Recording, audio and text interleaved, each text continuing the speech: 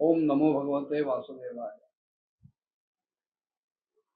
काही गोष्टी आपद्धर्म म्हणून स्वीकारल्या गेलेल्या आणि अशा आपद्धर्मामध्ये काही हिंसा मान्य आहे. जरी एरवी हिंसा कितीही निंद्य आणि त्याज्य असली तरी आपत्कालामध्ये किंवा आपद्धर्मामध्ये काही हिंसा ह्या स्वीकारार्ह आहेत. पण त्यात सुद्धा जो ब्रह्मर्षी कुमार आहे, जो निर्वैर आहे, जो साक्षात ब्रह्मभावाला प्राप्त झालेला आहे आणि ज्याच्या अंतःकरणात सर्व प्राणीमात्रांबद्दल एक सुहृद भाव आहे, अशा ब्राह्मणाचा वध केव्हाही निषिद्धच आहे, कोणालाही मान्य होणार नाही, वेदांत मुळीच नाही. पण तरी सुद्धा अशा या जडभरतांचा वध करायला जेव्हा हे दस्यू उद्युक्त झाले तेव्हा भद्रकालीनी मूर्तीतून प्रकट होऊन अत्यंत तार स्वरात गर्जना करायला सुरुवात केली, त्यांचा निःपात केला.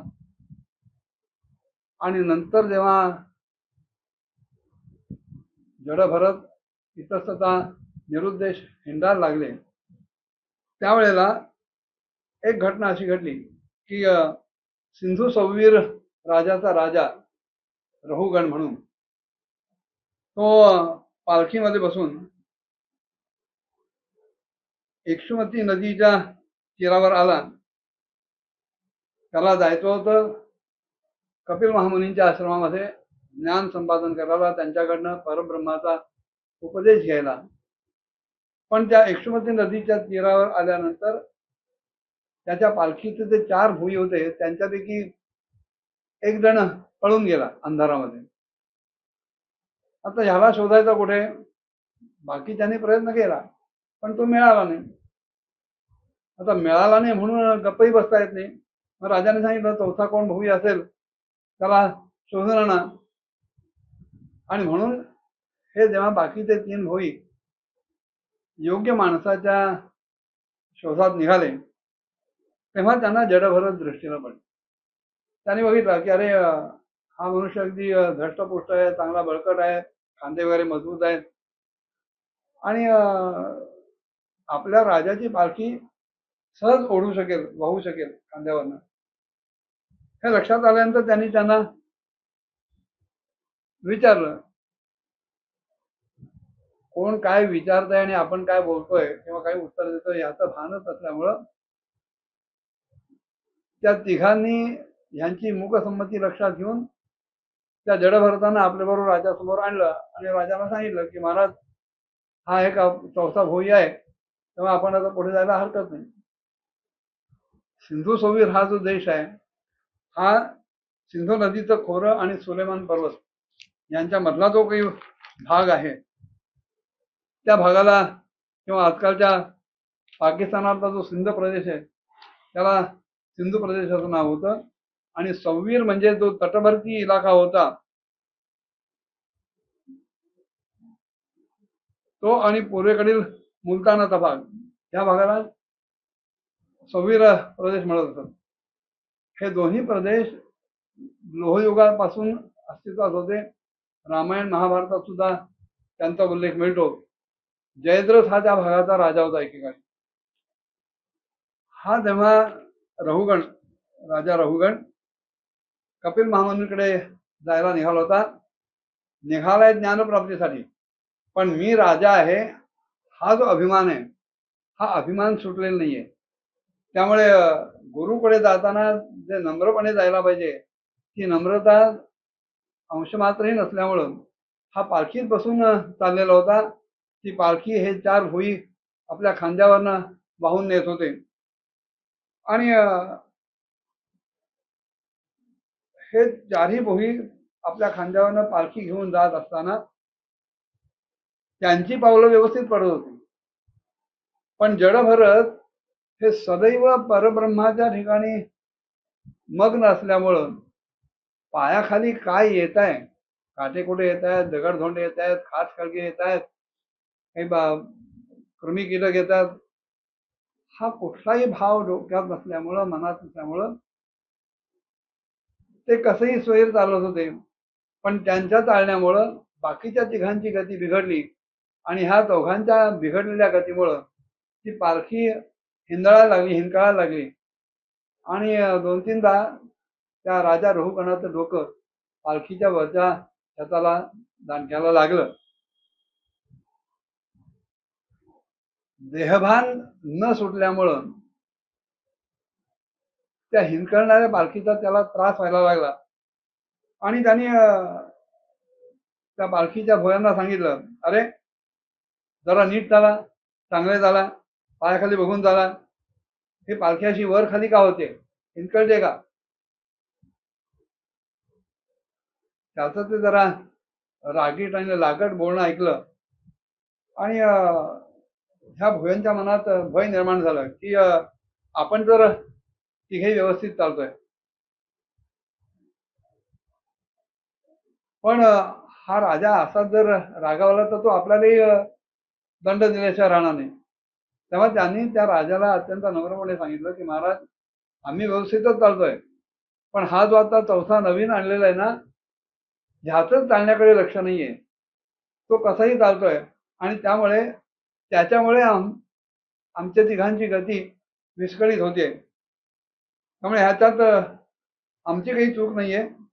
आम्ही आपल्या नियम मर्यादेप्रमाणेच पालखी वाहून नेतोय.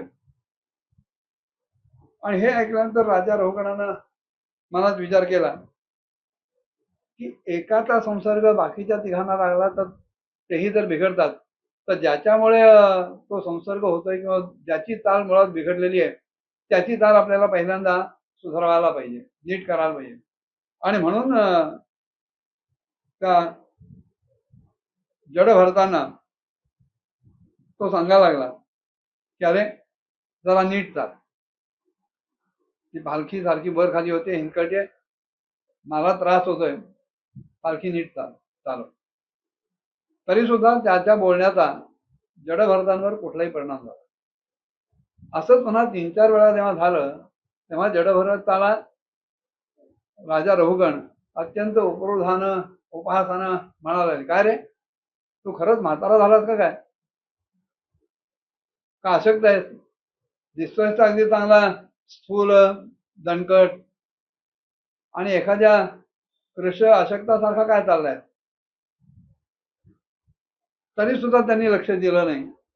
आणि मग जेव्हा ते पालखीच्या वरच्या भागाला डोकं आपण चालू राहिलं तेव्हा असं येऊन राजाने त्याला सांगितलं, अरे मी राजा आहे, सिंधू सवैर प्रदेशाचा मी राजा आहे, ही सगळी प्रजा माझ्या शासनाप्रमाणे चालते, तू माझा सेवक आहे, जर तू नीट वागला नाहीस, ही पालखी नीट वाहून नेली नाहीस,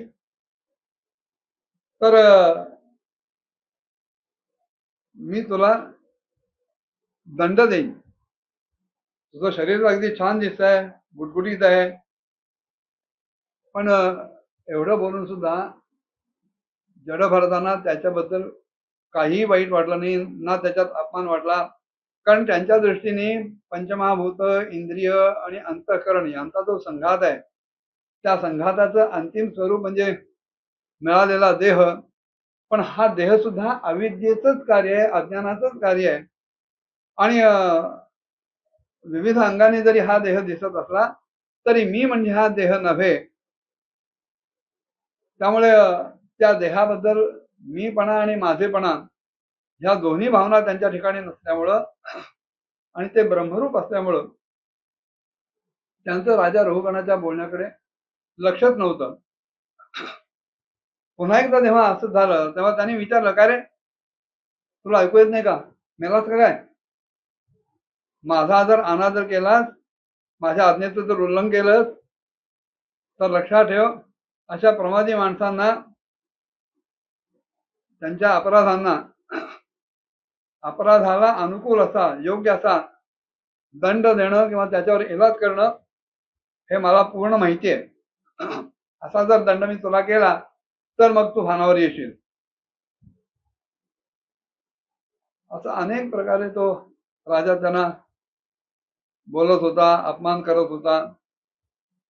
स्वतःला मोठा पंडित समजत होता, पण तरी सुद्धा रजोगुण आणि तमोगुणाच्यातून निर्माण होणारा जो अभिमान आहे, त्या अभिमानाला अधीन झाल्यामुळं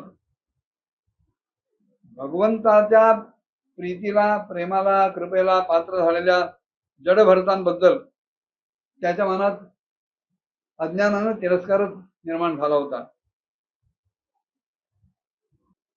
त्याचं बोलणं ऐकलं आणि जडभरतांना असं वाटलं, जे आतापर्यंत कुठल्याही प्रकारची प्रतिक्रिया प्रतिसाद देत नव्हते, त्या जडभरतांना असं वाटलं की हा राजा आता आपण काही ज्ञानाच्या गोष्टी सांगण्याच्या पात्रतेचा झालाय. कारण त्याच्या ठिकाणचा जो मी राजा आहे हा जो रजतमातून आलेला अभिमान होता, देहाभिमान होता, तो निरस्त करायला ही वेळ योग्य आहे. याचं कारण असं आहे की ज्या मृगाचं राजा भरत म्हणून असताना राजर्षी, तपर्षी, महर्षी असलेल्या जडभरतांनी पालन केलं, ते मृगशावक म्हणजेच हा राजा रघुगण होता. पूर्वीचा मृगयोनीतला जीव आता राजकुलात जन्माला आलेला होता आणि पूर्वीचा राजकुलातला जीव जो मध्ये मृगयोनीमध्ये काही काळ होता, तो आता ब्राह्मणाच्या कुळात जन्माला आला होता आणि ज्ञानसंपन्न होता. ज्ञानसंपन्न माणसाला आपल्या ठिकाणचं ज्ञान योग्य त्या दुसऱ्या व्यक्तीकडे संक्रमित केल्याशिवाय पुढची गती मिळत नाही. मग एवढं सगळं राजाचं अपमानकारक, रागातून, चिडीतून आलेलं बोलणं ऐकल्यानंतर जडभरतांनी त्याला तर 4 गोष्टी सांगायचं ठरवलं. त्या 4 गोष्टी काय होत्या पुढच्या भागात बघूया. ओम नमो भगवते वासुदेवाय.